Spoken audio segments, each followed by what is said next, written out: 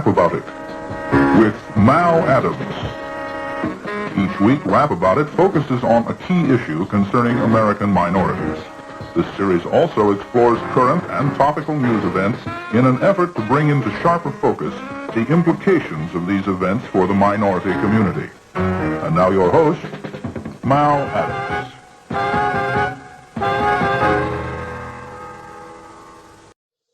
Good day, everybody, and welcome to another edition of Rap About It with Mal Adams. I'm your host, Brother Mal, here, coming to you live from the Media Arts Lab in beautiful downtown Kakiao City in the center of the Japanese archipelago on the main island of Honshu in western Shizuoka Prefecture in God's country. You see what's behind me there? That's green screen, but that's really what I can see from the veranda of this studio that I'm on.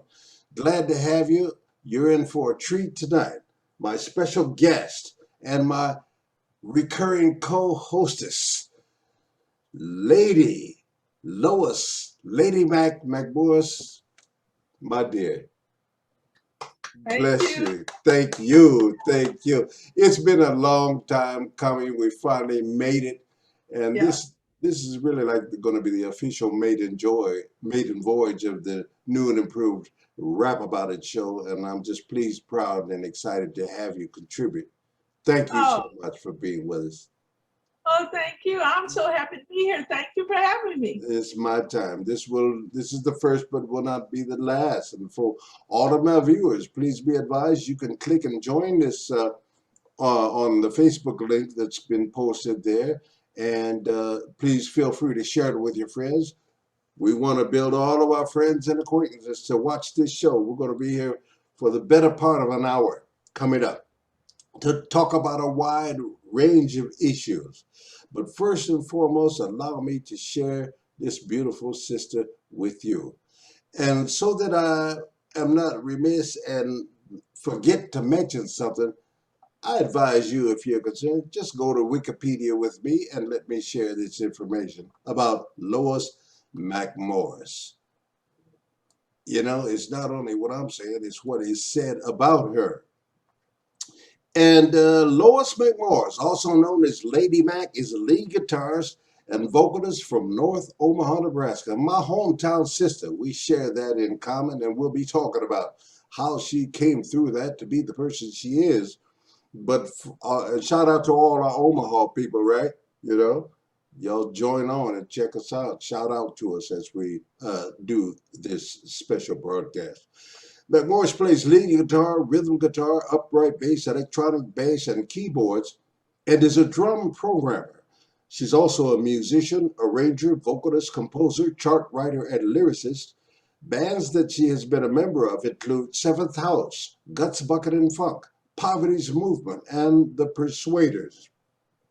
Lady Mac has toured the world and or performed with a variety of popular music artists, including the rapper Coolio, the jazz organist Jimmy Smith and B.B. Preston Love, another Omaha native, called McMorris, quote, one of the finest all-around guitarists to ever come from Omaha, end quote, and he did not say female, because he said one of the finest all-around guitarists, period, to ever come from Omaha. McMorris was inducted into the Omaha Black Music Hall of Fame in 2005. She is recorded on Atma Records, releasing Lady Mac, one as a performing artist. McMorris alternates between performing as a headliner with her own group, Lady Mac and the Mac Attack, and appearing as a headliner in jazz, blues, and old school festivals across the United States. McMorris has headlined the Omaha Jazz and Blues Festival. Among her other activities, they are wide and various. She has performed in the theater and theatrical shows.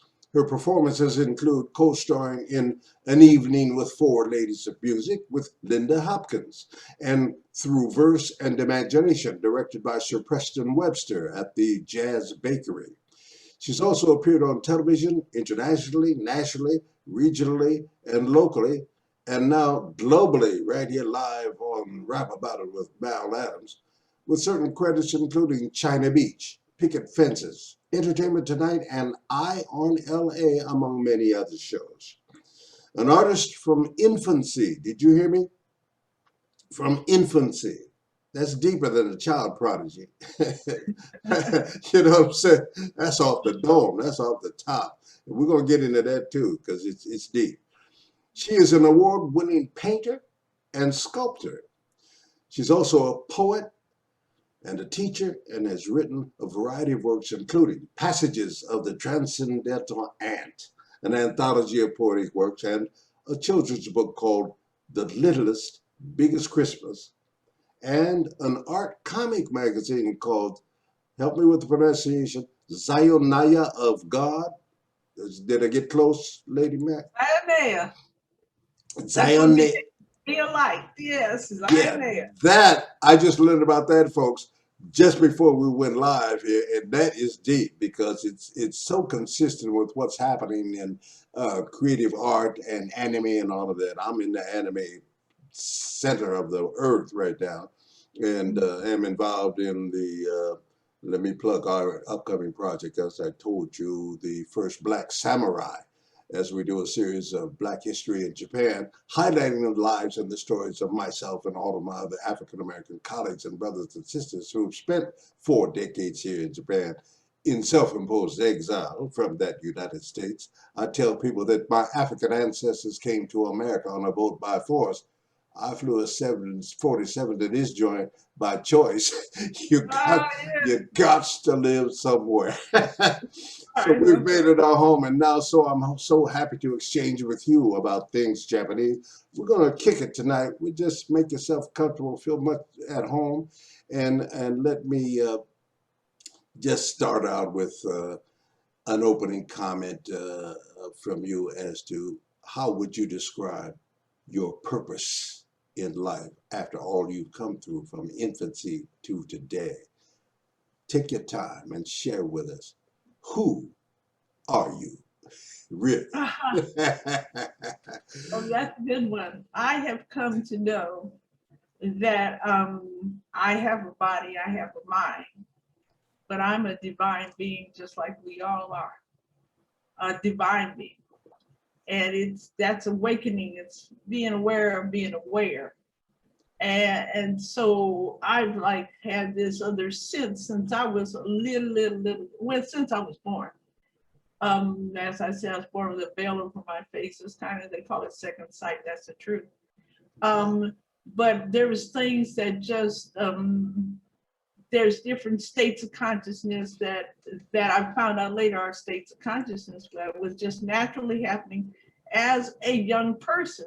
And I was also led at a very young age, just by my own inner self there. I had wonderful parents, but just by my own inner self, just led to music and to drawing at a very young age. And so what has evolved in me is that there's a deep inner life, a deep inner life, you know, and people, spiritual people, I call it spiritual. Some people, you know, especially from where we were raised, we just call it spiritual. It's not religiosity, it's spiritual. Yeah, of course. And spirituality is not necessarily religiosity, as you said. Right, it's a spirit. And so connects us with the universe, doesn't it? Right, one with the universe. And so with that, the universe / God, however you want to call it, but the divine. And so in that coming up into the stages of what I call this here on earth, we can call it 3-dimensionality. I mean, because there's more to it. There's more to it than just this. And there are people, I've found out more people like myself, and it's even wider spread now, who are aware of the kind of multifacets of the dimensions. And it's very, very important that we do this now. So as far as what I feel, my own deep inner life mission, it is a life mission, right? I mean, it's like, it was definitely like Jonah, right? Jonah in the well. I really don't want to do this, you know. Yeah, okay. I'm really not doing this. I don't know. No. You can't help yourself. Like, oh no, you doing this. Yeah, right. I will go so and somewhere and I will not do that. No, you coming back. No, And it's being done around you and about yeah, you. it's just like it just carries me. It's a passive thing. You can fight Yeah, it. You can fight it if you want to, but you yeah, can't help but you yourself. doing this. Nah, You know, let me testify. I've known Yeah. you since I was a little kid. You've always been my brother Jimmy's age, I believe, right? Rest in peace. Dedicate this to Jimmy. Speaking of dedication, let's pause right now and shout Right out now. Janeska. Tell the people who Janeska was in your life, and my brother Jimmy and Boo Jack, all the people that we grew up with that have transitioned into that universal space right now. I'm sure checking us out right now as we shout them out, no doubt. Yes, for sure. But speak on that for a minute, Willa. It's a My personal. bestie, Janeska Smith and Santi, we're dedicating this to you. We know you. I mean, our homie. This was my bestie. I have two best friends in my life from childhood, and my friend Janeska just made her transition in October 9th last year, and so it was something that it is a good habit to develop. I found. Of always, sharing your affinity with your friends and loved ones. Absolutely. Because you don't know what's going to be the last words. Absolutely. And I absolutely experienced that right 2 days before that. So I'm glad when we Wait a was talking minute. Speak on that. What are you saying? Before her passing? Right. And she left suddenly, right? Right. But we've just been talking. And 2 days beforehand. And so myself with my friends and my family, we all do this. My close family, my grandsons, my daughter, and my sis. And we all say, I love you before we get off the phone. Okay. And that was the last word. And so my friends, they'll just say, love you too. And that was the last words we spoke. That's the last words, right? And so there's something about that and just honoring that in her and her legacy, and then how people can show up after the fact. And the blessing in that, I've got a whole other thing on that. That's a whole different story of great beauty and profundity. And it still kicks into what is part of my mission of this lifetime that has to do with the music and the artist, because we sense three-dimensionality. We sense where we are actually through the sensors of sight and sound and feeling, and taste and I think there's one more. Those are modalities. Well, but we are the ones that are looking at the life. You're the one that's looking at your life. Okay. And I'm the one that's looking at mine. We're the watcher inside. You're saying it's perceived from our internal perspective. Is that what it is? Right. Yeah. Because we're looking, it's as if we're in our own room. Right. And this room, it opens up. We're sitting in here. I painted a picture on it once, really. And it's do we have that photo? Do we have that picture? I wish I did. It's in Omaha somewhere. Okay. It might be in a museum or somewhere. We're going to share some of your artwork during the course of this program. And one of them is close to it. The edifice itself is close to it. But we're sitting in this own construct of ourselves, of who we think through various and sundry things, our environment, our past life, of who we think and we feel that we are. But as we awaken, we might feel that we're so pressed up against looking at the outer because we're actually, let's say, inside in a way. But we're looking at it, like, oh my God, this is happening, and not realizing that if we can just back up, we're in another internal space looking out. And from there, you start getting the awareness of being aware of being aware. Well, what that helps to do is to understand as we go through all these vicissitudes and these ups and downs of life, and what do we come to do? Did you know that the artists are the vanguard of civilization? We are really the tip of the spear, actually, the artists, because the vanguard of civilization, the tip is the vision. And the vision, the people need the vision. Without the vision, the people what? The people perish. Can't see. The people perish. So they need a vision. Well, who's going to see that? The artist, because the artist always sees ahead. We just don't see just like right here, oh, plodding along. Okay, there's dirt in the road. Yeah, there's dirt.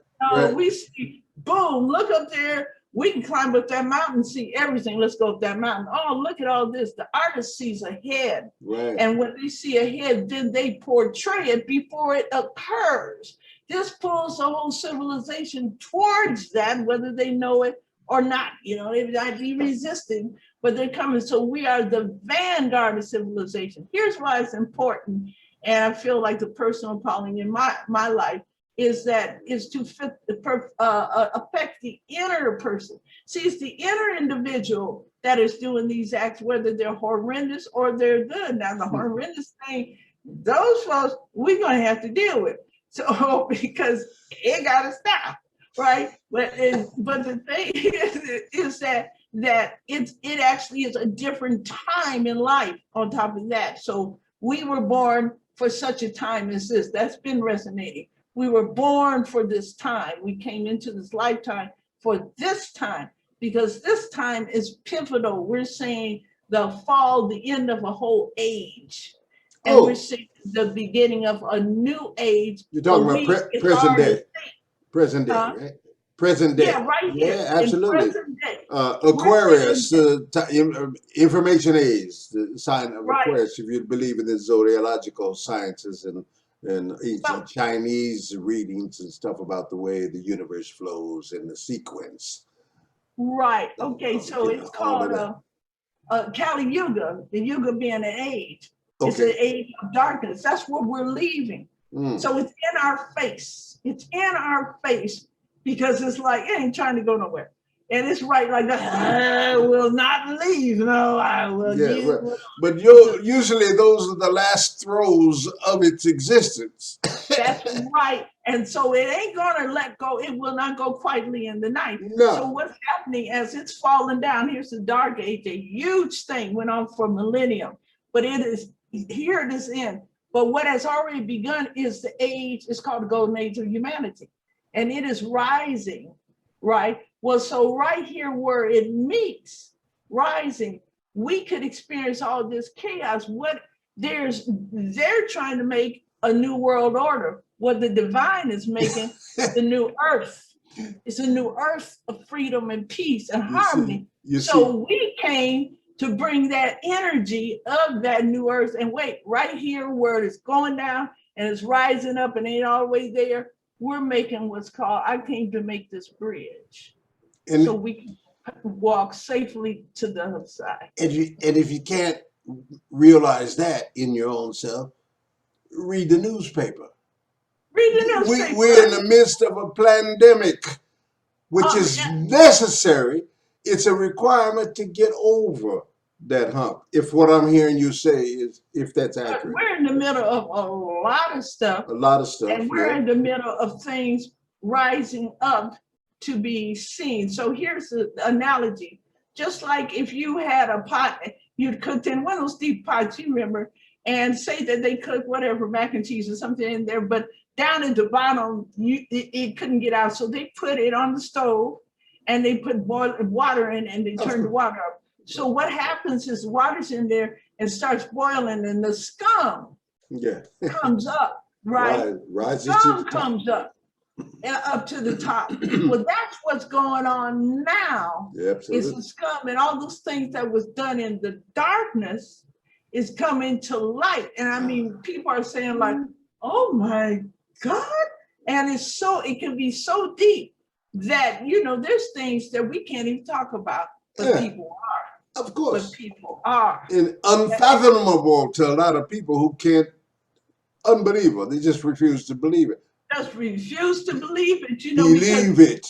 It's real. Believe it. It is real. I mean, there's people myself that have personal proof. So I think it's that what it is that we come for this time here right now, especially artists, and for myself, my personal calling is to spread what is called like the divine light. And so what that is, the divine light, like it's more than that a state. It is a state of mind, but it's more than that. It's not mental. What it is when you shine, when you're the essence of yourself. Like when I'm playing, I just get into a space. Existentialism. It is what it is. Yeah. It's a state. It will change how you perceive things. I've actually had friends that I went into a state and the whole room changed, and they experienced it too. So it's that we're spiritual being. I mean, and that we're in many universes at once. At once. Well, the thing is to access the one, that divine one, because that's who we are anyway. That's who we really are. And so I'm saying that when you walk in that and you're shining your light, this is what you do. Like, this is what you do. You're shining your light when you do that. When you shine that light, it's a divine light. Oh, no question about it. It's divine. When you do that, that is helping. That is helping what we can call the forces of good, the light, the things that where we can breathe, where we have freedom, where we have harmony, where we have peace. All of that's coming through, but it needs to have that light shown to break up the scum that's coming up. Appreciate that. Beautiful, beautiful introduction. And we're going to go deeper, but let me transition to something personal to you in your music, because I do want to talk about, I want to look at your art. I want to talk about your historical experience as a musician. But one thing you shared with me, you take me as deep as you feel you can without revealing your current mission that's underway. Talk about the frequencies associated with harmony and music. And if you could share with us, give me the science behind the tonality and all of that, that really has some repercussions in our spirit. Yes, yes. Do you understand where I'm going? Yeah, I got you. Talk to me and personalize, because you're making music. If I can shed a little light, you're in the process of creating some new music, but it has that theory attached to it. Would you share a little bit with that? And all of my musician friends probably can relate. I've studied music theory as I try to play piano, but I'm not a virtuoso or mechanical. I play from what I feel that I want to hear back. Right, that's the thing. But you understand what that is deeper than I know what I feel, but you know the science behind that. Speak to the 358 or whatever it was you shared with me, if you can. Dozo, please.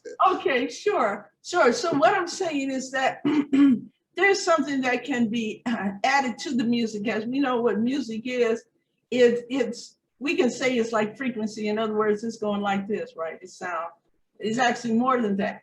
Music is more than that. Music is something that you feel. If there was nobody, there's this thing called music of the spheres, where it has been recorded, where there's no musicians around, there's somebody out there, and this beautiful music comes across. I read the books on it. Wow. I have experienced the music of the spheres where there's nobody around. Wow. I don't have on anything. And this beautiful music came. Ain't no instruments in the house. Ain't no radio, ain't nothing. And it's gorgeous, right? So music is universal, you see. And when musicians, especially the ear musicians, the people that hear it like you're hearing it, what I said was that is actually senior to reading it. Because reading it and writing it is just to communicate. Sure, it's a notation. It's to communicate. Here, I hear this, play this. That's what that is to somebody else. I hear this, play this. Right. So, but what the music is, you apprehend it because it's alive. It is alive, and you want to get to the technical ability. It's at least the thing for me. It's where that I can apprehend it and let it flow. Like if I got a solo when I'm doing that. Whoa. So it is flowing like this. It is flowing through me like that. And I'm playing it and apprehending, and it's spiritual. It's just real time. It's real time. In real time. It's spiritual. And I've experienced, I just get into it. When I open my eyes and look at people with standing on tables and stuff like that. I've gone up there playing at where I've been ill, had a temperature 104, and I get through playing, my temperature is fine. Of course. You know, because it has a healing in it. Well, Real talk. That's gotta That's be real real talk. talk. Yeah, that's real talk. Yeah.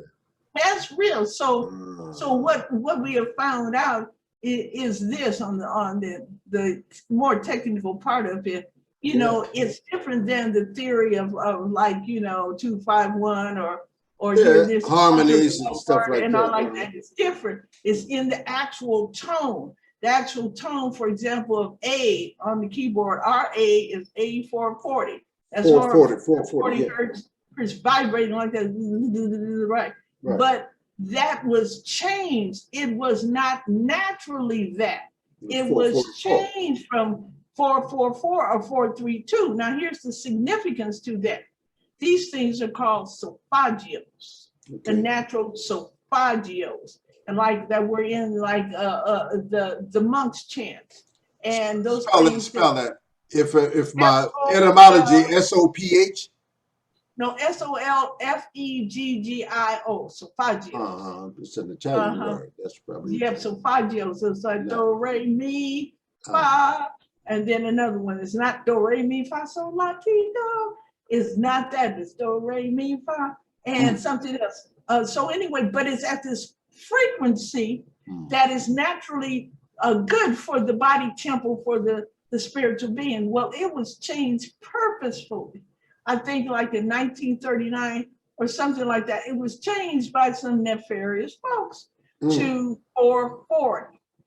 It was changed to 440. Well, that's actually at a dissonance. It's at it is not in harmony with the body temple.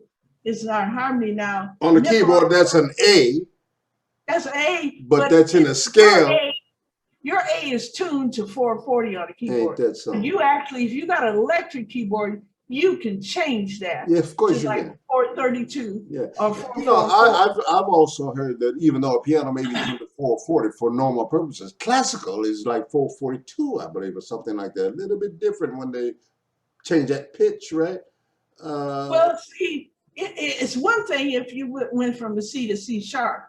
This is the actual vibration of it. And what the actual vibration is vibrating at that, it puts these kind of, let me say, properties, or it puts these different things that are on it with that vibration. For example, the vibration of 528 hertz is a vibration of what they call divine love. So these frequencies, these solfeggios have a beneficial effect upon the body temple. 417 is said to get rid of negative thoughts, etc. Well, there's a way to blend them in a proprietary way, especially if how you approach your recording of your music. I had a dear friend, Tommy Thomas, rest his soul. Yeah. They called him Omaha brother. Our homeboy. Omaha brother. And went out to he was killing it in California. Okay. I mean, his music was beautiful. So Tommy Thomas was saying that, had told me years ago about how even how we go into the studio and our mindset and even how our body temple, the health and the energy of it, it goes on the recording. Here's what I'm getting to with the 528 hertz is that what you can put on your actual recording via your mentality, more it's the words, but the mentality is actual music, but in there, that actual vibration can be so beneficial to people that they can begin to resonate. That means vibrate at the same thing, vibrate in love. Look what that could do for the world. It's got, you realize it, you came into the realization of it. You may have known it in your spirit early on without even enunciating it or being able to describe it like you're doing to us right now, which leads me to believe this is an ancient concept. The Japanese, when you study Japanese language, you get beyond words and grammar and all of that. There are concepts that can only be contemplated and felt and internalized by an understanding, which ain't got nothing to do with literature. Like you're talking about notation in music, that's so you can pass on the sheet music so somebody can play it. But if you're hearing that and feeling that and then expressing it, that's a whole different thing. So the word hibiki in Japanese suggests vibration. And they attach a lot of deeper meaning to the word hibiki. That's a healing thing. That's a process. So chanting, the tones of chanting are to induce meditation so we can access the cosmos and the universe where all opportunity exists. And the realm of the unknown, where, Yes, and you ain't got nothing to do with it. You can't dictate it, you can't change it, you can't lie about it. It is what it is. it is what it is. And And it's so intelligent. it's So universal. so you're becoming like a conduit. So Right. that has always been, on the deep, deep tip of what I've wanted to, was my mandate on my life, in that respect with the music and the art visually. So now I have already releases out that have that proprietary mix on it, so that the people, nothing else, it's a subtle thing, but you can kind of feel it. You'll really feel it in the concerts, right? And I'm gonna put it together so that it's on the videos. But if nothing else, you just be jamming. Like you just don't care. That's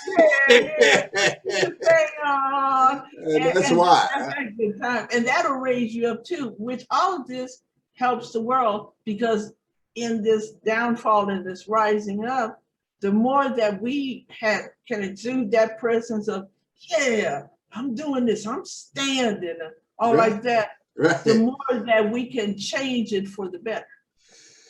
Interesting thing. Well, something comes to mind too, and it's ancient, and it has to do with Christianity or scripture, spirituality things, but notated documentation of a certain thing about which you speak. One phrase: little David, play on your harp. Oh, wow. You feel me? It had. That's the news of the time. If they understood, if the tones from the harp would help change those within earshot of it, little David blows up, as an artist. Oh yeah, and our African ancestors, they were hip to this. From the very beginning, the original. They were so advanced with it, with the Cyrus connection and all like that, and the pyramids. They was totally hip to this. Absolutely. And they communicated it orally, That's what I wanted to establish. This is ancient, old talk, but we either didn't know about it, were lied to about it, didn't realize it now. But this age that we're in now, it seems to me, we're coming into the realization of it, right? And it's a feeling. So, it's a beautiful thing. I call it humanity, awakening humanity's rainbow people. Wow, we need to make this prominent in our exchanges from now on. Japanese, I'm losing my English. Yoroshiku onegaishimasu. That means with best regards to you, shall we do this, I'm about sharing that information, those messages. Let's change gears here. Let's talk about your music. Now, beyond what you just described, the history of it. Talk about coming up in Omaha, Nebraska. Of course, I remember you from way back in the day. I'm your little brother, but you're the same age as my brother Jimmy, and then your sister is my sister Joan's age. So we came up in the same community. I want people to understand we're from Omaha, Nebraska, the near north side. Shout out. Yeah, that's what I'm saying. So, you know what it was coming up. Your mom and dad. And put this in an African-American context as well, if you will, in terms of the times that we came through. I'm not mad at how we grew up. Oh, I love how we grew up. I bless God. I thank God for how I grew up. Me and my sis talk about that, and other people, because we grew up in a community. We didn't grow up, we actually, my family we actually did not want my daddy. It's mama and daddy. We didn't grow up good times. We were closer to the Cosbys. You know what I'm saying? The Huxtables. The Huxtables. And you was able to go outdoors, you can breathe the fresh air. We respected our parents. We weren't killing each other and anything. We had organizations, we had societies, we had social activity. we had a church foundation.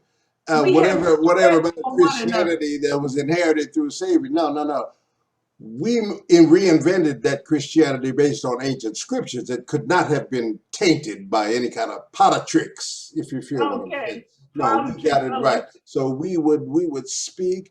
My granddaddy was in the pulpit every Sunday. I had to sit on. We had so many kids in my family. I'm a young of 7. I was on the edge of the pew, and my brother next to me. I'm sharing this story. My brother's just gonna appreciate that. I'm Skippy at the end. Jimmy's next to me. But on the far end was down there with Daddy and Mama. And so me and Jimmy get to messing around in church, and all Daddy would do was look down and give us the look at the end of the pew, and it's like, we act like we're in church again, you know? So we had that the parenting, we had that discipline, we had the role models. Oh yeah, we had the spirituality, we had the education, even in the house. And we had peace. We had peace and prosperity. Prosperity, you know, I mean, it was like it was actually beautiful, you know. I mean, when we went to school and everything, I just always thought we was going to college. I always thought that. It's a foregone conclusion. Yeah. and actually did. Although my parents weren't rich or anything like that. It's just lower middle class. We were middle class, middle class, and we were in the debutante balls and stuff like that. The cotillion. The cotillion, that's right. I was in the cotillion. All of that, that's just how you roll. You knew how to eat with the forks, and we had the black fraternity. Alpha male, Kappa Alpha Psi, Deltas, AG. Honor roll students. Honor roll. All of this, you're just doing that. But you ain't doing it like, oh man, it's just kind of no. Just positive, uplifting, and progressive. Right, and lifestyle. Oh, it was. It really was, and we was just naturally like that. Even when I went to school, they like dressing really well. Of course. And at Tech and what have you, they would dress. Those guys would come to dress so clean, that the teachers got jealous. But I'm saying that the black community, they really did. The black community, we were into upliftment. Absolutely. Upliftment. It was like that, Urban League, NAACP, all of that legacy kind of organizations, associations that kept the mission of self-improvement, self-education, and self-awareness moving through generational knowledge, Yeah. And it was in the families anyway. I mean, my mom skipped school when she was a little girl.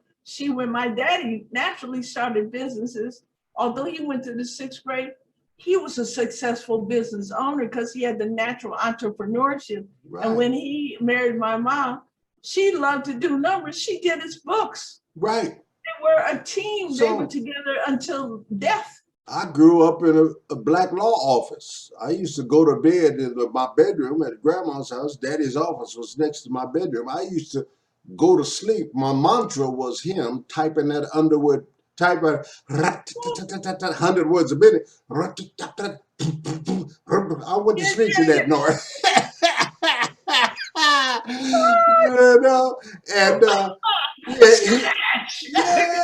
He could type 100 words a minute. Now word processor, what's that? So these things. So you had to have skills, you had to have motivation, you had to have goals. And you had to have parentage that motivated you to do that. So they were educated, even though they were not. If it wasn't academic, we had knowledge of self, we had awareness of community, and we could function and prosper. Y'all was entrepreneurs. My daddy was providing legal services. His father before him and a big brother before him. Adams, attorneys at law in the ghetto, So. Straight up in our community, because our community, it wasn't bad looking at all. No, it wasn't. When people say it's not blighted and all like that. No. We wasn't in Chicago. We got trees, we got plants. We grow. But you know what? We're blowing up Omaha. But I've come to know in my life, I've got my dear brother, Buddy Williams, I mentioned. I've invited him to join this. Hope he comes on later. But I spent time in Brooklyn as he guided me through. And in Hackensack, New Jersey, Brother Harold Dow, the black communities at our time were comparable.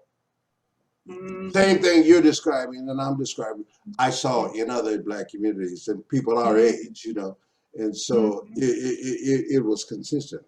It got crazy. It got crazy in the 60s and 70s, you know. Yeah, But, yeah. Because I mean, the stuff was still going on.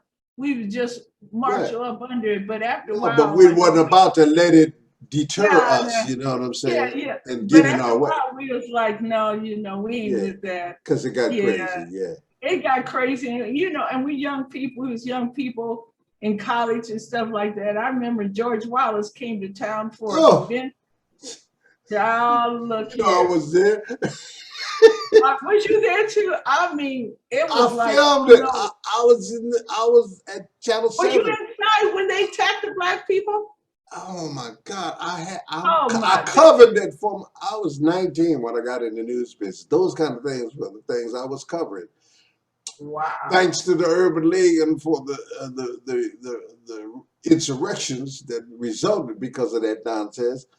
The opportunity for me putting a black face on the news became available, you know, because of the social upheaval as a result of that demonic nonsense, you know. That I mean, demonic is the word.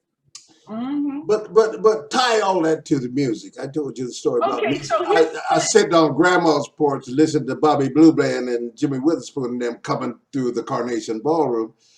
And Preston Love, let's shout out Preston Love, who educated a lot of us about what happened in his time with swing jazz at 22 years old, sitting in the front seat playing with Count Basie, you know, where you are in Kansas City. People don't understand. Half that jazz came out of Kansas City. I'm telling you, that's his home of jazz. But Charlie Yardbird Parker, he wasn't born in there. He came from Kansas City. Miles Davis in St. Louis. Miles Davis, St. Louis. Lester Young, all them cats came from Oklahoma, you know.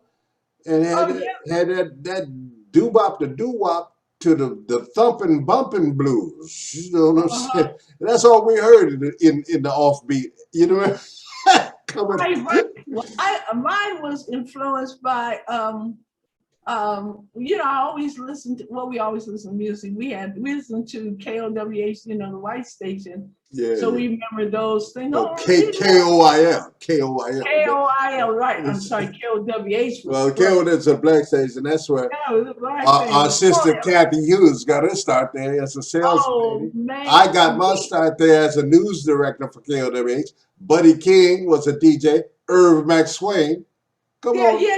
And Papa Gator. Herman, the soul regulator. So that was a good name.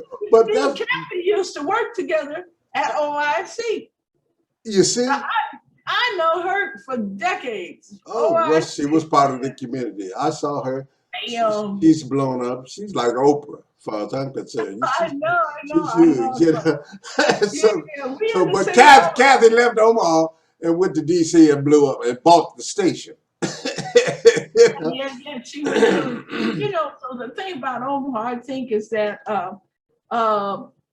there was some sort of persistence in it. For one thing, the Omaha musicians had their own. There's their own kind of style. There's their own kind of funk, and it was more than. It was more than just. It was a whole genre. Go ahead, take that call. No, it's just my alarm. Okay. That's all.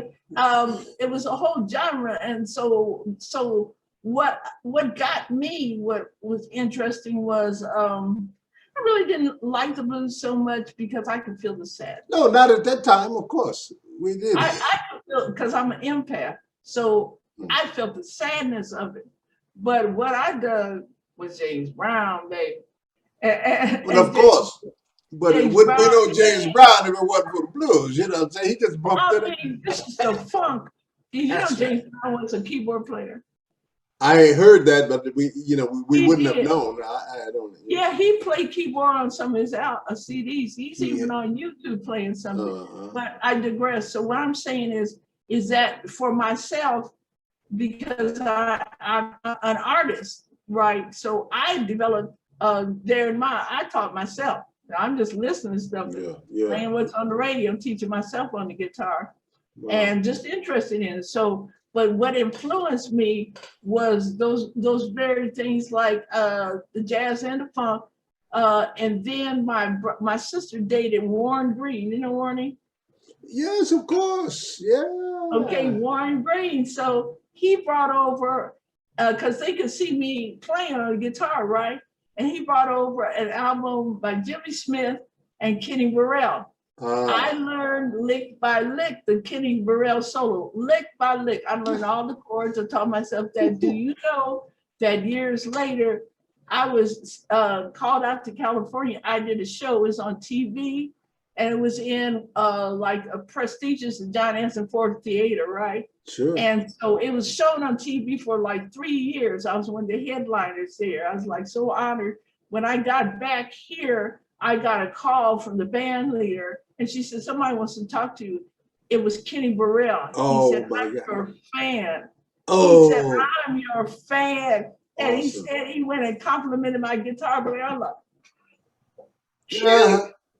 See, you know, the big one. One of the smoothest cats that ever did it. Oh, I came to know him in Tokyo and Jimmy Smith.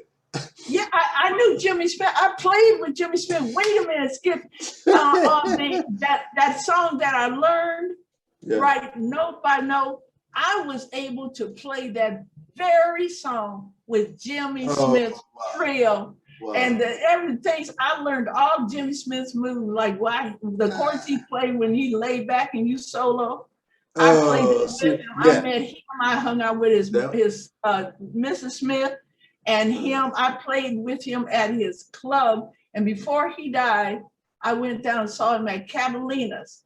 And so when I came in, Catalina's, like, I was able to get backstage before he came on. He talked like this. I met him in Tokyo. I met him. He talked like this. And so he said, you know, oh, you're Lady Mac. I said, I play guitar. That's right, guitar. I tell you what, I'll call you up now. His guitar player was Phil Upchurch.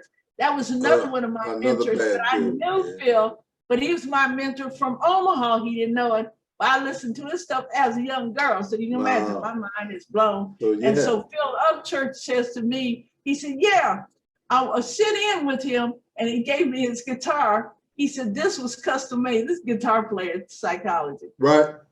Custom made, he says to me. He said, here, play my guitar. It's custom made. And I'm gonna sit right here in front and watch you. Now this is psychology, right? I know how guitar players think. Right. It's like gunslingers. You know, it's like athletes. What was he really saying? You know, he's really saying, I'm gonna sit up there and you better be playing this. That's what he's really saying. I'm gonna sit in your. He actually did sit in my face. He actually did. He was like that. But it went so well that the people was like standing ovation. And then Jimmy Smith, and it's the first song. I mean, it wasn't even like, you know, it's like he comes on stage, he warms up, he's all right. I want to bring up a lady back. Oh my God. Coach. First song, dude, really. Right off the top. When up there playing, Phil was like, here. You know, he said, look at me. Like, I went on and played and stuff, got through Jimmy, the audience was all like this, and then and Jimmy said, I'm gonna be on her next album. He actually said, on her next album. I was like, wow, dude, he's fun to tour with me. Here's my Jimmy Smith story. I'm catching everybody coming through. Everybody hits Tokyo back in the day. Yeah. Yes, are you kidding? You got a Goombaya to come. And I was right there. I was at CNN at the time, so I had carte blanche through the back door. I'm coming now, artist interest, you know, because I'm positioning myself to do this interview after the show or whatever and hang out. So, bro, that's how I got to know Stevie. Although I worked at KGLH doing news, his station in LA. And Uh-huh. first time I interviewed him was outside the Rose Bowl way back in the day, and we bonded. And then when I came to Japan, he called me, man, you coming to the show? My brother, you know, we'd hang out. I mentioned that because I was flashing back on you talking about that spirituality, that divinity is. There's some people walking earth today that have that thing, that gift. I detect that in you. You aware of it, so you must have it. But Thank you. Stevie Wonder, you could stand next to him and feel it. Yep. That boy's so full of the divinity, man. You know, and he's like a kid because he don't overemphasize it or tout it over you. It just flows, you know, through his personality, and he's a human being, but boy, he's full of it. He got that inspiration, that divine thing, spirituality going on. But I digress. Jimmy Smith is playing at the Blue Note, and so after the show, the thing would be to come to the local Tokyo private jazz club where we all hung out. So all the cats would come over there, and then the jam session would start. So I came in one night, and Jimmy had just arrived. And the mama son would let me play that piano before people could.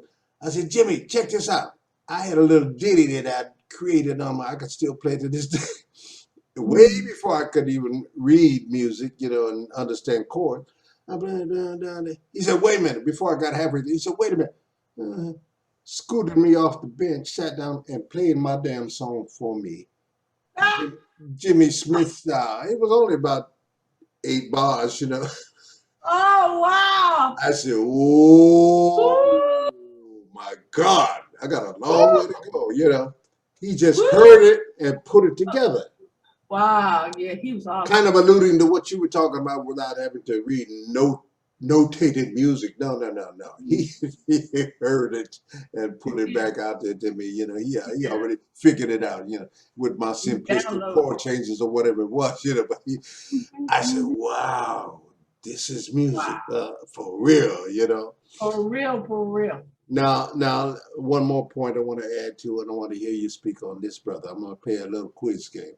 Out of all the guitarists, male, from Omaha, Nebraska, who am I thinking of? Played from way back in the day, jazz. Lives in California now. Calvin. Of course. Of course, Calvin Keys. Speak on him for me, if you would. Any relation? I remember going down and seeing at the showcase, right? The showcase was a seminal place for musicians to come in on the Chitlin Circuit, on the Black Circuit, for anybody that doesn't know about this. Absolutely. The Black Circuit was phenomenal. You know, it's only because shout out Paul Allen Jr., Senior, third and fourth. You know, Paul the third. Yeah, his big brother. And Paul Allen, the owner, was like my daddy's partner, and so that was Uncle Paul to everybody in the community. That's Uncle Paul. Oh man, yeah, I remember when I first was able to play in the showcase, you know, because my mom and dad knew them too, and my father owned a place down there on 24th Street, and so we. What was the name of the spot? It was just like, it was right by the Easy drive-through. And it wasn't like a club or anything like that. It was just a place of business and stuff. Right. Where he would do. Was that near the bar? Was that near Skeets?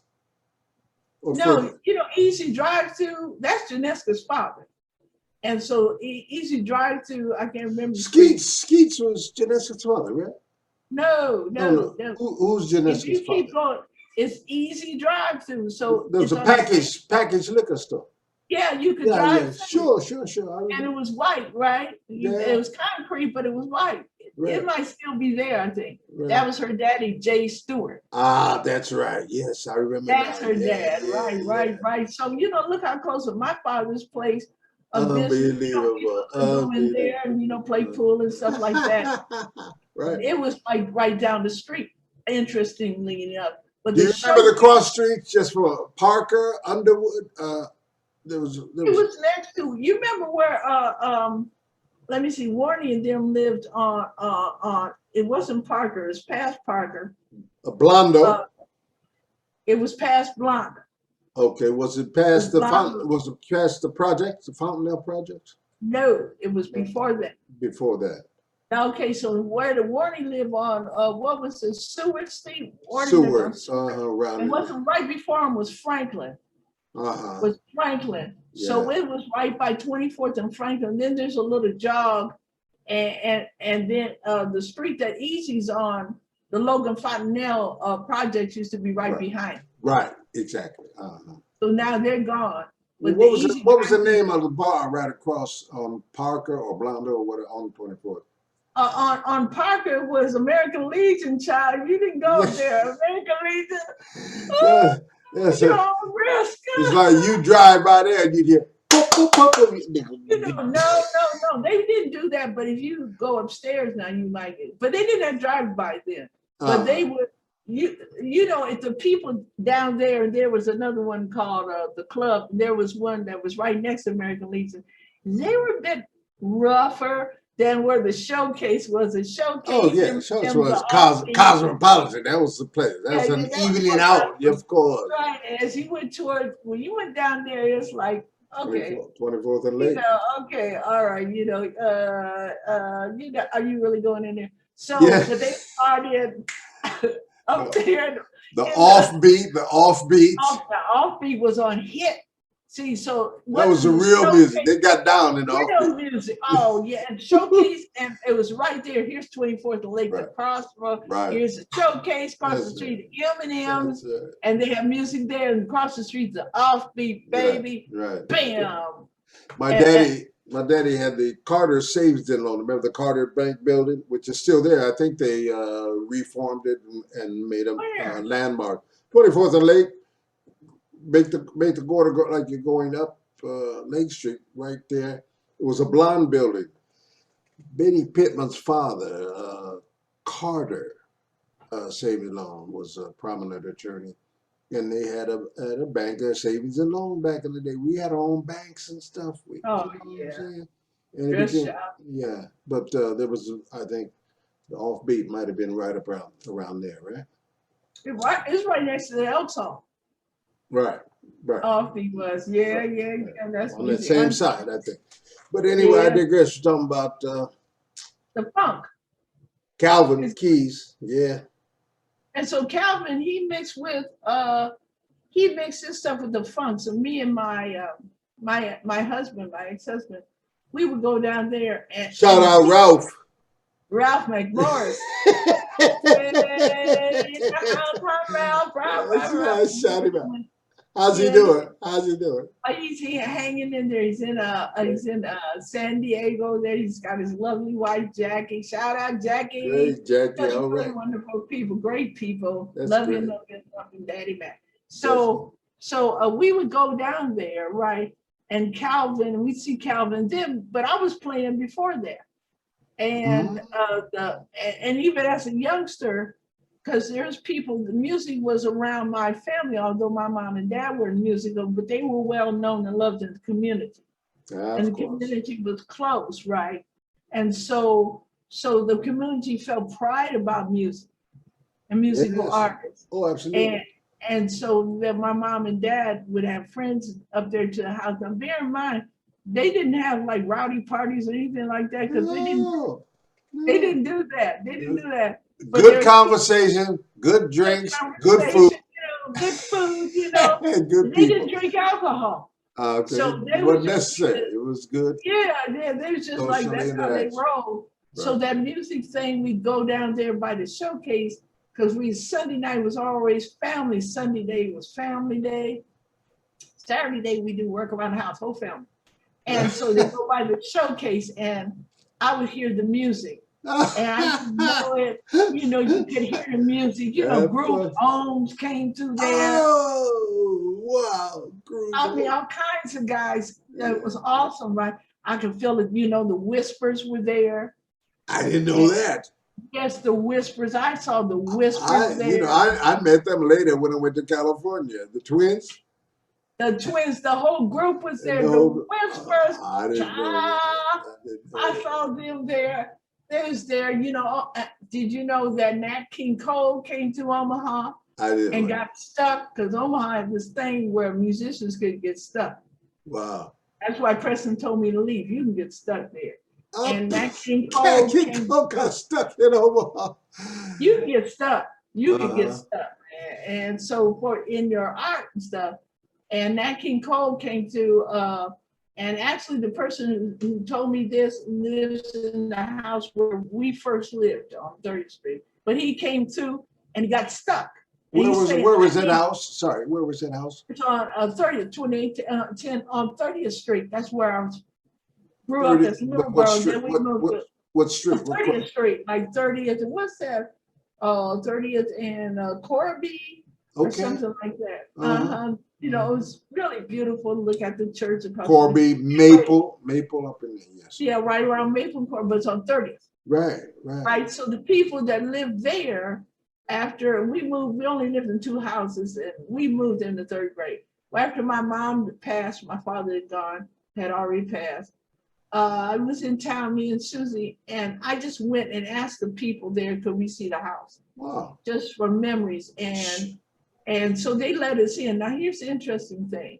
They moved in that house when I was like in the 2nd grade. Right? Okay. Wow. They were still there in the 80s. They might still be there, right?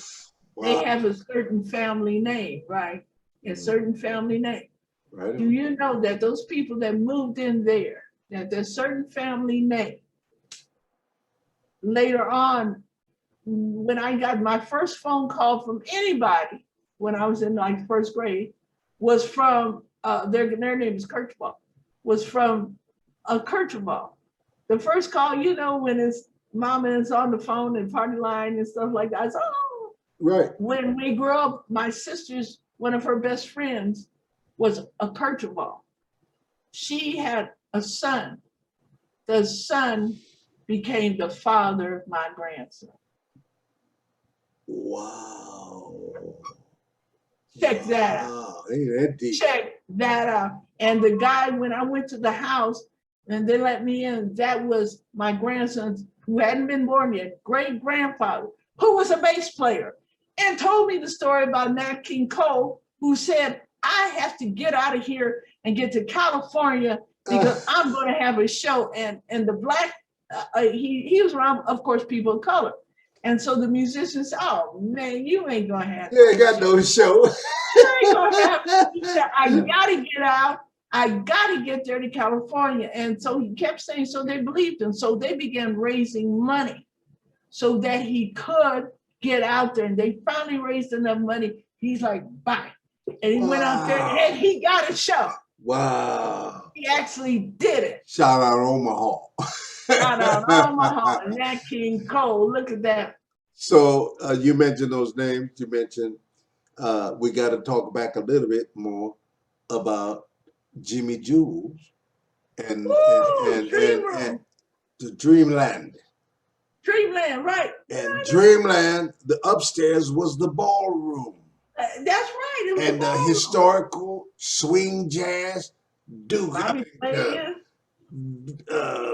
all the cats and the big bands came through there. All of them, you know. Bobby Blue and all those cats. But even way back, you know. But Jimmy Jewel, the pool hall man, most of us come on, that's all we knew. But our parents knew his history. That brother was putting on them shows for our parents' era, right? Yeah. Right. So Omaha had it going on in that respect. You know, we inherited an incredible legacy in terms of progressive black community coming up. But the struggle was always consistent going on. Everybody participated to make that change, you know. But I look back and say, man, what a community. Look what he produced. And you know, a lot of the folks that came out of Omaha, right there, North Omaha, a lot of us were multi-talented. Oh, absolutely. You know, multi-talented, not just one, several. Many. A lot of us was like that. Everybody we knew. Time, you know, almost. Yeah. But it's enough core, you know, because not everybody is tweaked like that. But it was enough core of them. But there were enough people of that ilk that were like that. That was just like, it's like we was all incarnated at that time for some reason. Interesting. That's the point I wanted to make by revisiting this history. Yeah. it's hard to describe, but man, what a thing. I look back on it now and say, boy, we would have been better off to continue that, you know, before things Wow. get bad. Okay, let's move on. Talk to me about your self-taught, autodidact in your guitar playing. You studied, you taught yourself. I'm sure you acquired other kind of theory and stuff as you Yep, I did. pursued it, I've of been. course.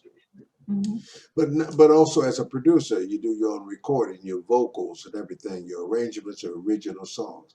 Let's talk about your artwork, because I'm getting ready to go right here and share screen with people so they can see some of these things. And I want you to explain some of these pieces for me, if I may. Tell me what you see in case I'm not doing it right. I will go down here somehow and find. I think I need to go to my browser, and let me move my image off here. So far, are you seeing my browser?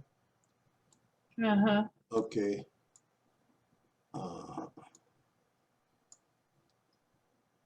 You know what? That's not the one. I'm gonna go ahead down here and hit this because I think I had your. Yeah, let's go here. And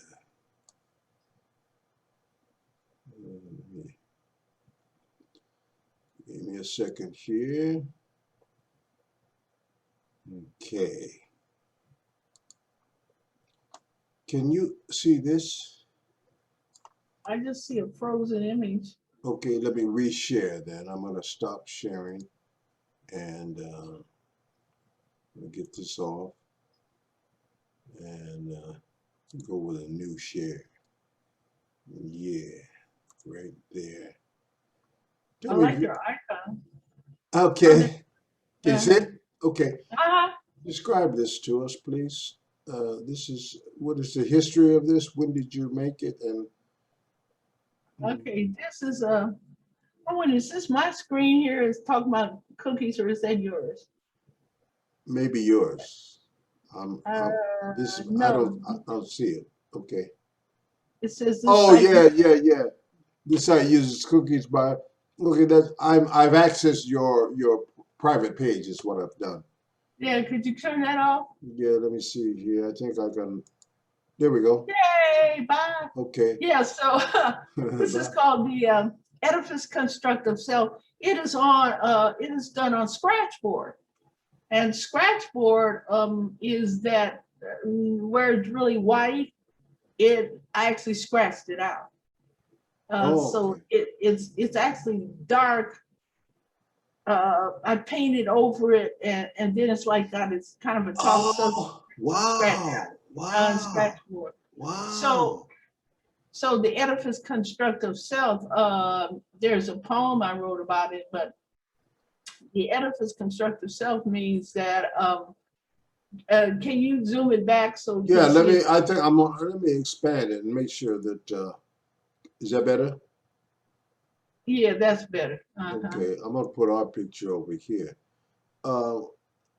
There's some text written here. The edifice construct of self. Deep calls unto deep here. The mystery and magic of life and spirit beckons.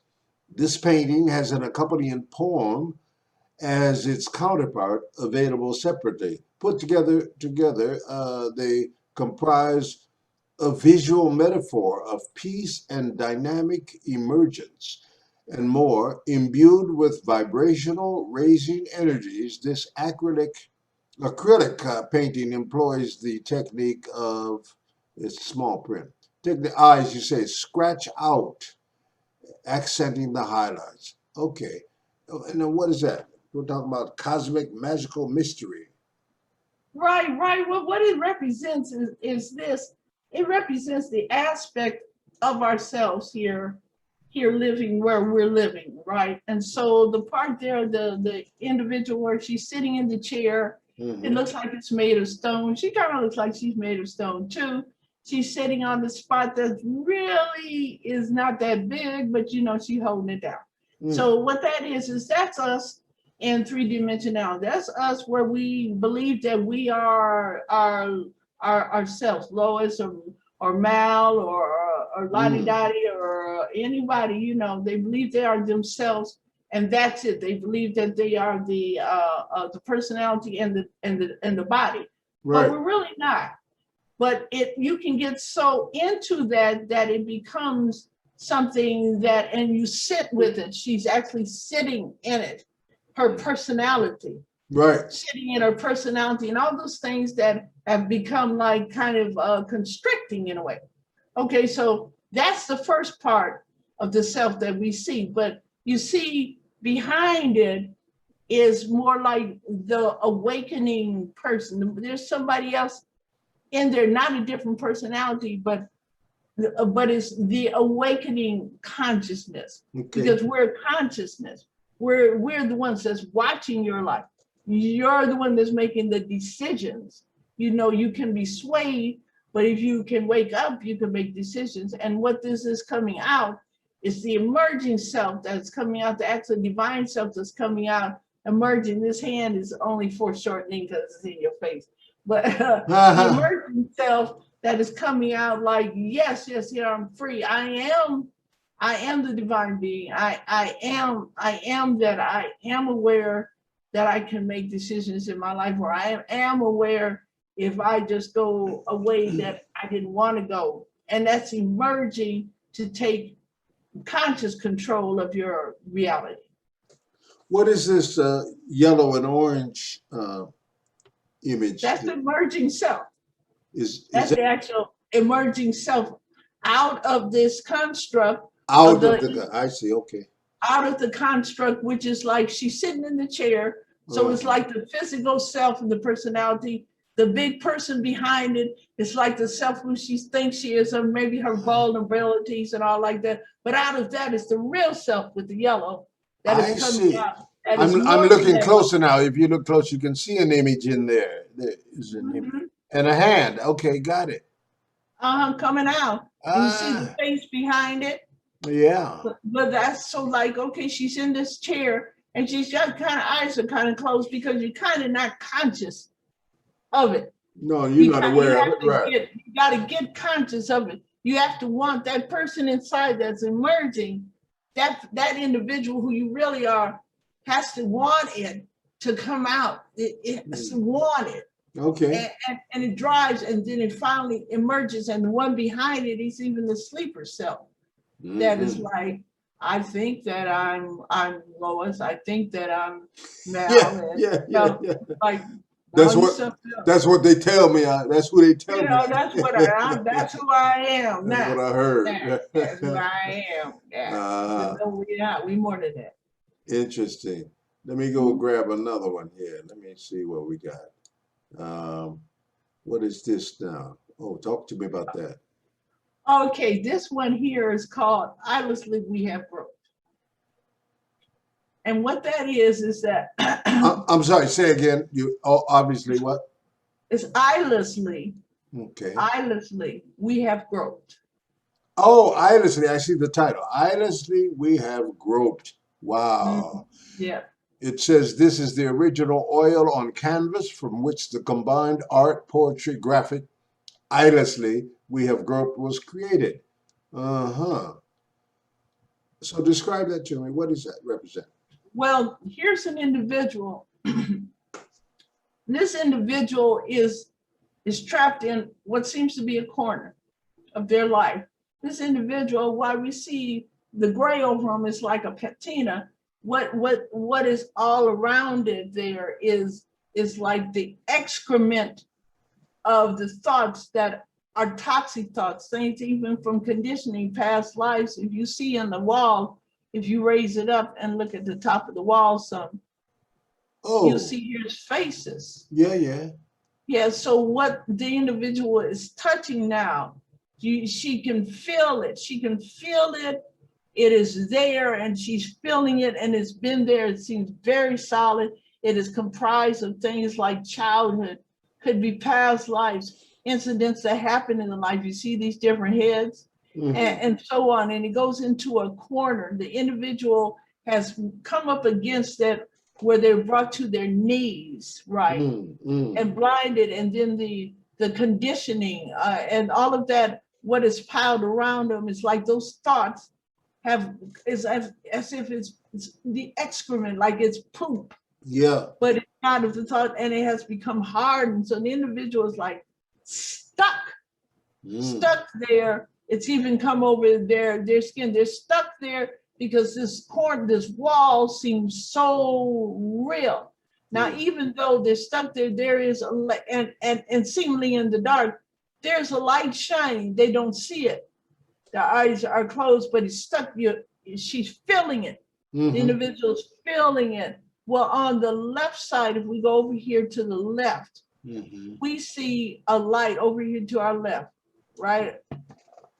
It came up there. Yeah, right there. That light. Yep. That is the sunset of the old day. That is the sunset of how she used to think. That's the sunset of how her life was beforehand and everything that brought it to be where this thing is. If you'll notice the wall that she's touching on, the wall, she can feel it. If she went all the way to the right, she would feel it going to the corner. She probably has. So she thinks the wall is very real, but if you look, the wall is really thin. It's really thin. And on the left side over here where it's blue, if you come over there and go down some, keep going down. If you go down a little bit more and come to right there, no, go back up with your thing. Keep going. One more. There. No, you missed. There. Well, this is the dawn of the new day. The dawn of a new day. And there is an actual guide to guide her. Oh, wow. Oh, wow. I didn't see that. That's deep. A lot of stuff in there. A lot of information. Yeah. MacMorris son. Wow. Let me take one more here. Let me see what else we got. I'm going to minimize this, and I would like you to talk about one more. I'm going to do a little bit of an experiment here with your permission. I want to talk about this music, this track. I'm going to try to play it. Please forgive my listeners that this is not the highest quality reproduction, but let me unplug my headphones here so that I can project this from my computer. Can you hear that? Get it back to the start. Oh. Talk to me. Say, thumbs up if you can hear. You should put it to the start. It's you.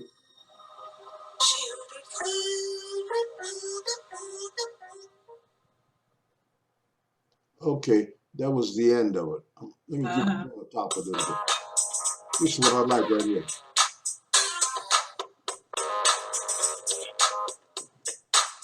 There you bring it out.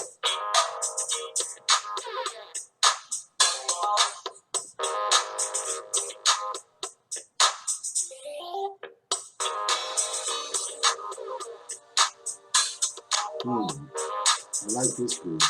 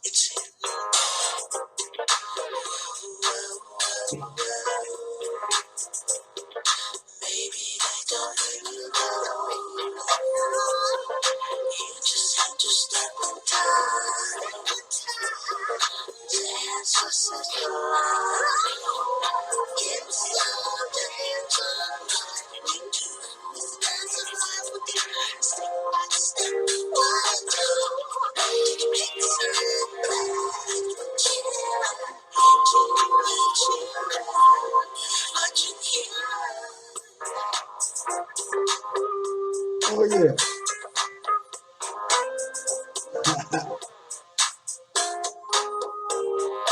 That's Lady Mac, y'all.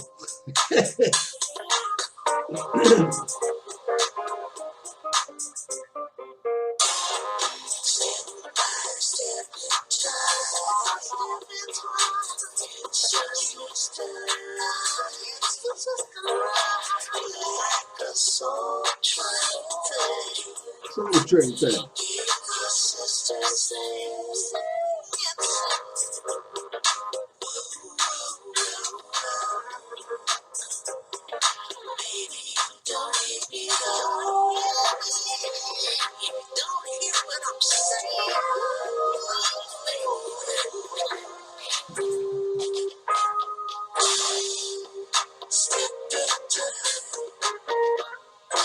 All right then.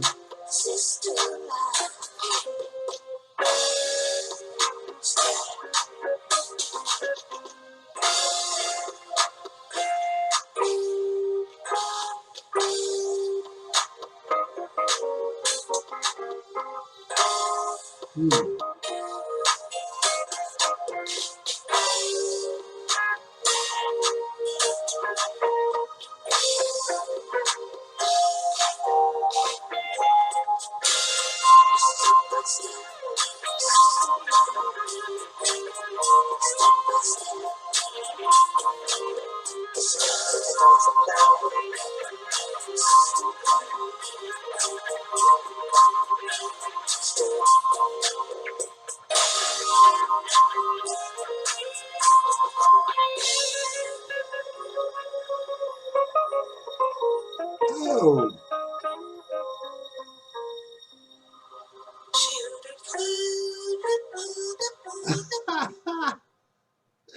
Oh, baby girl. Wow. Wow.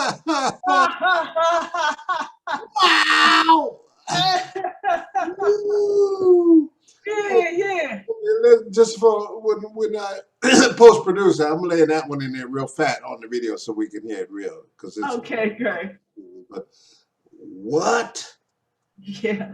What? And the vocals over there? Uh-huh. That you? That's all you. That's all me. Let me put my earphones back in so I can hear what you say. Oh my God! You know, I'm hearing some interpretations from George Benson in there. That last little riff. Yeah. I heard some Chaka Khan vocals. Oh, yes. Yes. Oh, Thank you. nice. Thank So you. when you first played this for me, you sent me a file several months back. We've been planning this program for a year, right? Right. So And we we're gonna enjoy ourselves. We'll be back with more, on a regular basis. But I just wanted to treat this so that I'll overlay that. Okay. Wow. Now, as I recall, when I first heard that, was that a tribute to Janeska? Well, like the show is actually, Because I'm speaking to the lyric about met you in the fourth grade or something, Yeah. Well, see, I met I have two best friends, Okay. Nebraska and Barbara Johnson. Right. I met Barb in Barbara. the 4th grade. Wow. In the 4th grade, we're best friends to this day. She's an And amazing my other person. best Shout friend- out to Barbara. Shout out to Barbara. I did. When you come back on, we're gonna bring her with you, will you? Oh. we're gonna put her on too. Oh, for sure. Yeah. And A beautiful Janessa, sister, an intelligent beautiful. sister, just An an all-around Just jewel. all-around good person. Oh Yes, she is. man, she's Yeah, a diamond. yeah. And I And hope she hears Janessa, it. I hope so too. And Well, we'll send it Janessa- to her. She's Oh, my there we favorite. go. Yeah, we'll send it to her. Shout Yes, out to Barbara. Yeah, to Barbara and Janeska, I met going Junior to horseman. horseman. Going to horseman. And we just, my parents knew her parents. Of So course. I'd seen them before, you know, although I didn't know, because I'm a little girl. And of course, So- my daddy knew her daddy. Yeah, I'm Mr. telling you, my Stewart. daddy's place right down the street from her. Right. But I didn't, you know, but when I saw her, she was walking with Lynetta and them, and she waved to me. I Lynetta didn't who? know her. Lynetta Harold? Lynetta Harold. Shout out to Lynetta. Lynetta and Chloe. Tommy was one of my best friends, her brother. Tommy Harold. Right. Big Ed Tommy. I'll call him that. And Chloe Ferguson. Oh, Chloe Ferguson. and Candy. And yeah, Candy, but it was Chloe. Was it Chloe? No. It was Lynetta. It was Leanna. Lynetta. Oh, rest in peace, Leanna, Leanna. Yeah. That walked down, yeah, bless her heart. My blood sister, Janeska, and there was Cherry Prince, I think, and maybe Cynthia Hardiman. They Of were all the course. Spencer girl, and Pamela Patterson. They were the Spencer girl. Oh, I know that posse. I know that posse. Yeah. So Janeska was walking with them, and I was walking. We lived close. We lived on Manderson, so I was walking with Renee McClarty. We was walking to school, and Janeska waved at me. I waved at her like we knew each other. Right. See, that's lives. Sure. And so I did this song here on her 70th birthday. Her daughter asked all her friends to send a video because we couldn't be there for the birthday party. She gave her a surprise. Oh, wow. And so I tweaked my song there and sent it for her because she's one of the best friends in the sister line. I was anyway. Of course. You know, in the sisterhood, you know, so it's like that. And there's a dance to that song as well that I made up. Yeah. I think in the video I saw, were you not stepping when you were playing to that? Yeah, I was doing my little so good there. But, me and my daughter, we actually came up with a dance and we routine, okay. at my birthday party. So I'm gonna post that. I love this song, baby. That's great. That's awesome. Oh, I'm so glad. Thank you so much. Yeah. That's so nice. Sister line. Yeah. Well, we'll put all your links on to where people can access your merchandise and whatnot and share your things. And Cool. After this broadcast, you send me and I'll put a subtitle text at the appropriate place, right? Okay. Yeah. Yeah. Listen, we got so much to revisit, so much to talk about. I'm glad we covered that deep stuff early on to make sure that makes the cut. Oh, yeah, You know what I'm saying?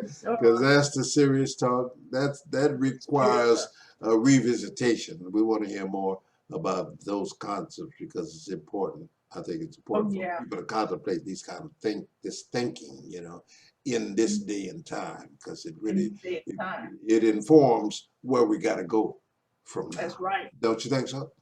Oh, for sure. I mean, that's the divine mission. There's like for such a time as this, that I was born, that you were born, that we came in for this time, right, to make that transition easier, because it could be hard.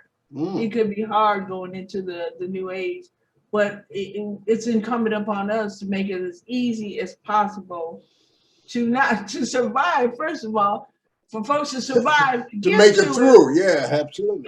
Yeah, and then to bring on the new earth of freedom, harmony, love, and a God-conscious society, not religious, but where we have the oneness You know, and we are one with the planet. Religion is man-made. We're talking about real That's right. divinity. We talk about the real thing. The real thing, baby. You the know, real thing. ain't no name on it. Ain't no name on it. You know, You ain't can't nobody got to do any mission work on it. That's right. You feel that all over if you just get one with the planet. That's it. That's it. You feel That's it. it. That's it.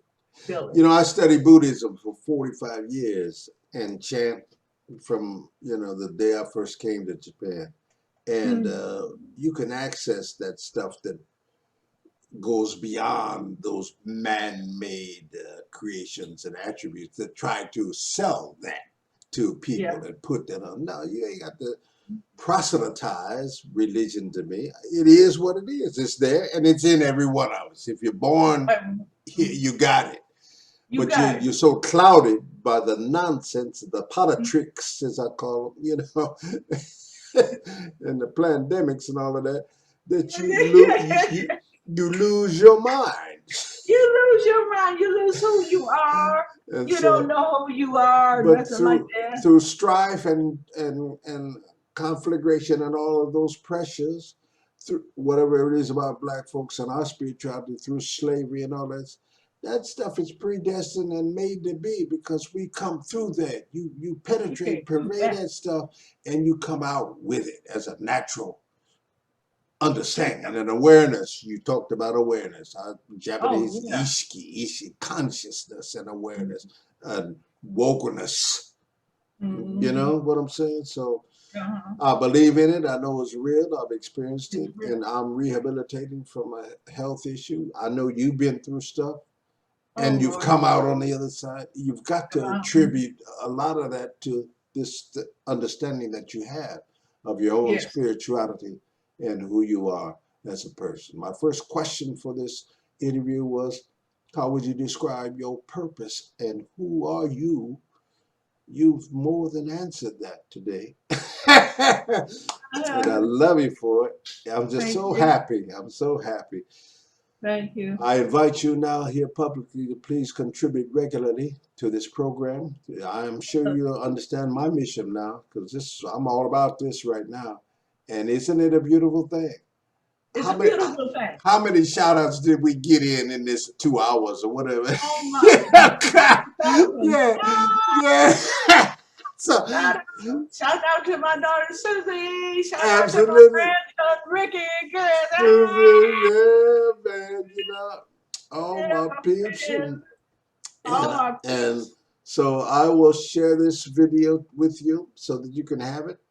And then also share it with whomever you will. And let's plan our next show where we can, what I want to do is get some of those people we named to come on. We're just gonna have a party. I've got the license for the professional version of this. We can get 100 folks if we want to. But yes. So I'm gonna end the show here and let you get on your regular. I appreciate you staying up. Let people understand this. We got the in Japanese, jisaboke, the time gap. You're at another part of the world. It's got to be past midnight there. It's in Japan. It's going on 4 o'clock in the afternoon. 1:49 here. Okay, so a.m. But that's what it is. Next time I'll do the late night shift and put you on during the daytime. we can flop it, but it's all virtual and it's all going to be on playable videotape, so it don't matter. Time is not the issue. We're all in the same time, regardless of the distance. That's right. It's what time it is, right? It's real time. Real time. Real time. Yeah. What time it is. Yeah. They shouldn't have made no Zoom for a brother like me. I spent 50 years in film and videotape. Now we streaming. Are you kidding me? And then maybe I can share my new stuff. I'm done with some of the new stuff, and because it has on it, the thing I do want to say this before we go is that we are born free. we're born like that. Absolutely. Nobody can give that to us because we're born like that. Absolutely. What we experience is people trying to take it away. Absolutely. But we are born free. And so to be able to claim that in our mind, to claim it in our conscious awareness, and a lot of my stuff that's coming out has to do with that freedom of sovereignty, personal sovereignty. Sovereignty, that's the word. See, I was gonna say that. That's I claim that I own that too. I told a brother on the piece I did last night. We were clowning. I was with Ricky Davis, Jones' son, who's in Australia, and he joined my live piece last night. And he's a crazy little genius, you know. I said, boy, that's enough talking. This is my show. And we laughed. I said, I'm a sovereign free black man in Japan. That's right. That's right. I'm gonna let it do what it do. That's right. Straight up. Unencumbered by the nonsense. I'm not feeling it. Don't let it into my realm. You know what I'm saying? Yeah, that's a blessing too. Oh my goodness, but it's a shared thing, and you can become aware of it. People have to acknowledge that in themselves, and that's the key to the liberation. Don't you think so? Oh yeah, it's like it's in your mind. We've all been conditioned in these things, conditioned purposefully, but on both sides, conditioned as victim and predators. Absolutely. Conditioned to be not us to be predators, but the predators that come against us. Right. Good So point. they're conditioned like that, But again, with the end of the old age, people ain't going for that. It's over. I mean, it's like, if you start looking around, there's folks that look at Roland Martin. He's saying there was something on the other day, and there was, young people, they ain't trying to pray in Kumbaya. No, they're not. Something wrong with that. You're really in trouble. Yeah. Because you see, everybody has that right, and everybody will get upset when their divine sovereignty is impinged upon, especially violently. Absolutely. And for no reason. Everybody. Right. So it is to realize that it's in the conditioning where part of the holding the suppression is that, oh, well, you ain't supposed to get upset about it. No, you're going to get upset because that's natural. Absolutely. That's natural. Absolutely. So that's about freedom. That's my new iteration. I love it. I love it. We're going to hear more about it. Please share with us. And I will schedule you at your an appropriate time. Please come back on and let's continue the dialogue and help me host this program once again. And we'll bring some other folks up so we can. All right. Thank you for having me. It's my pleasure. It's been a year in coming, my baby, Yeah, for sure. Yay! Victory, victory. Yeah. You need to plug that axe up for me one time too when you come back. For sure. Yeah, you see. For sure. Mm-hmm. Share a little something with us. Share a little something. Don't show them too much, but That's just don't hurt them, Hammer. Love you so much. I appreciate you. I respect you, and I'm so pleased and proud to have had you. Thank you so much. Please hit us back, when you have time. I will. Ladies and gentlemen, hold it right there. I'm going to fade out. But I just want to thank our viewers from all over in the world, wherever you are. We'll be hearing from them. You check my page for the hits, and I will post-produce this and relaunch it on my YouTube channel so it can be there for anybody to see anytime. So that's going to do it for this edition of Rap About It with Mal Adams on Japan Journal, the internet's #1 weekly English language online cybercast from Japan, with your host, Mal Adams, and my special guest, Lois Lady McMorris, coming to us from the Midwest in the United States, and all that she brought with her.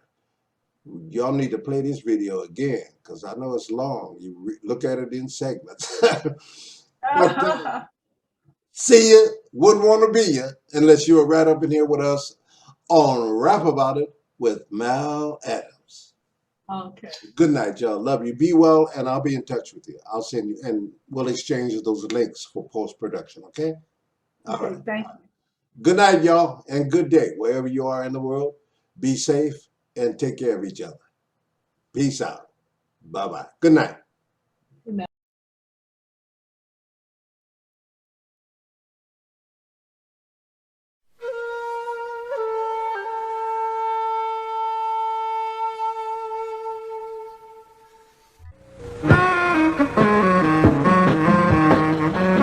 Rap About It with Mal Adams. Each week, Rap About It focuses on a key issue concerning American minorities.